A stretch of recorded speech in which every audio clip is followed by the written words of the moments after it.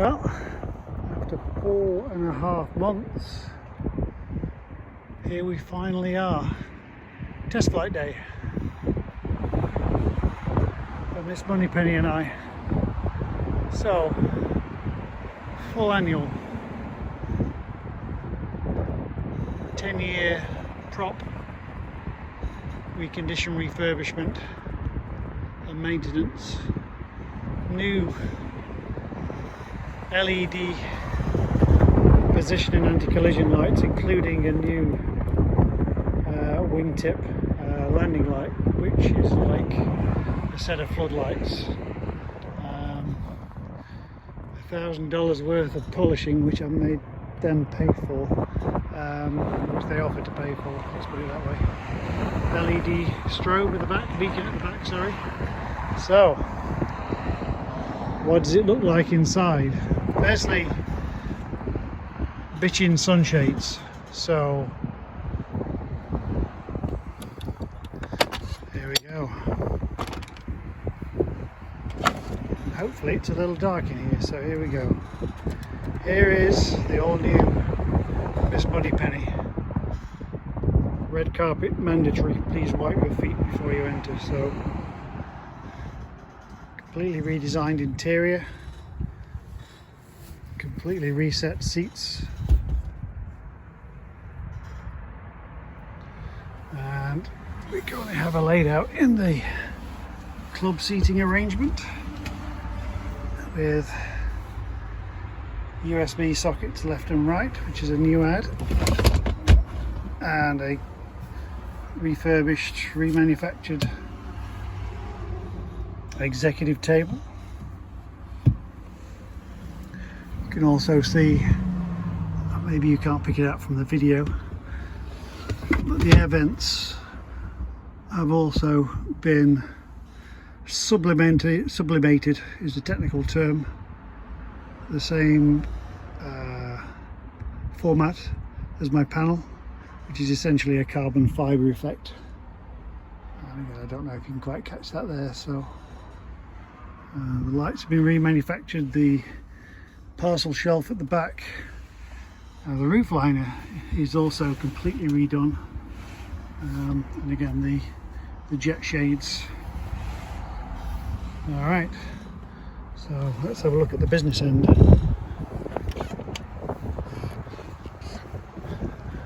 Welcome to the all new pilot co-pilot cabin. So we have a little panel to finish here, so lamb's wool co-pilot pilot seat.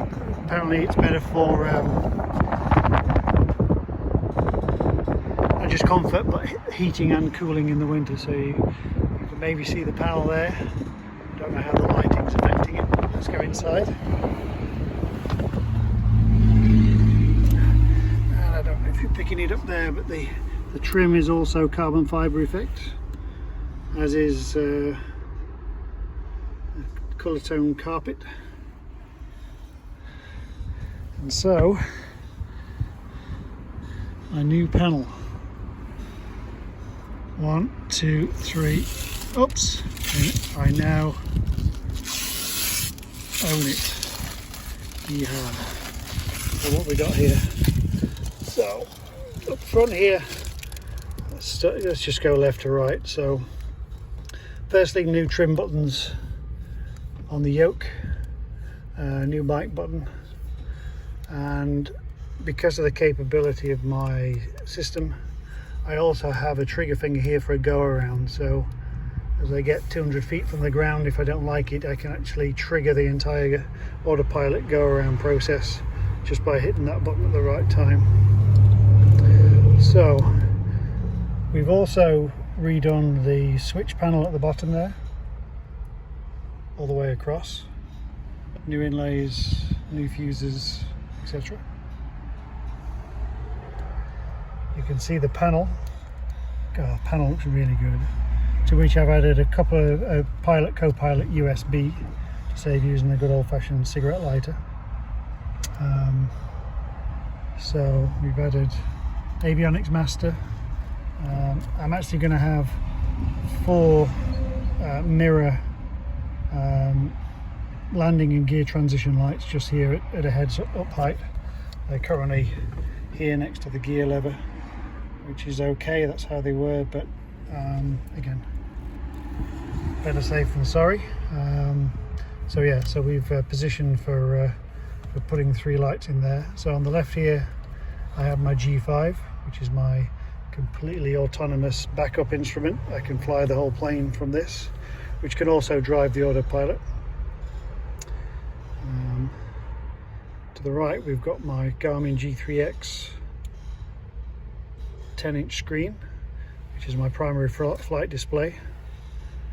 And to the right of that I have a 7-inch portrait version, which is my multifunction display that I can push several things to, including charts and airport diagrams, but also primarily it's where I would explode my electronic engine monitoring system, which is really cool.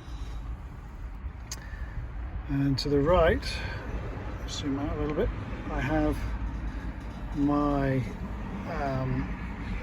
GFC 500, my Garmin autopilot system. So it has approach for instrument approaches, navigation to follow the GPS, track to follow a ground track if I decide to do that, and heading to follow the heading bug modes. So they're the 4 lateral modes. In the middle here is basically the main controller for it. So flight director only, which is just a guide, autopilot, which engages the servos and drives the plane. I also have a yaw damper on this plane, so it stops the back end from swaying with some micro sensors, just for a smoother ride for everybody.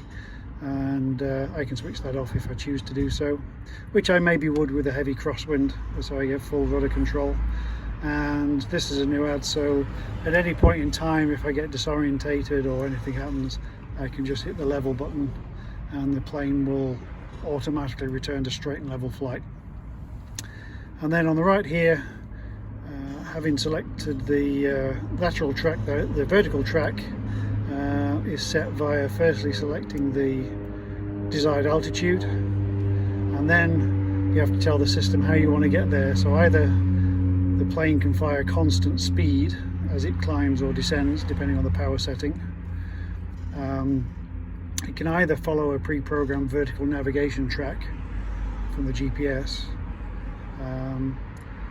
It can also follow a vertical speed, so I can preset 300 feet a minute, 500 feet a minute climb rate, and I can just hit altitude, which will just capture the current altitude and will fly straight and level from there.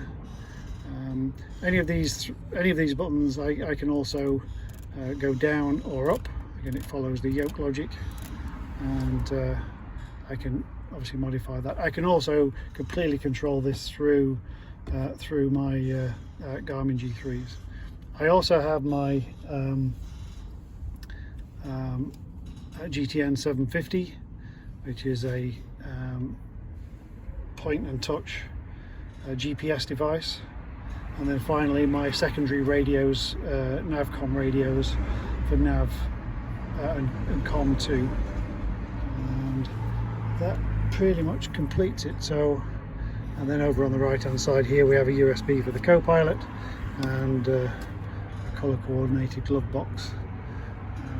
We also added, you maybe make out these jet shades here, which are removable. They'll eliminate maybe 90% of the sun's energy, which in Texas is pretty interesting.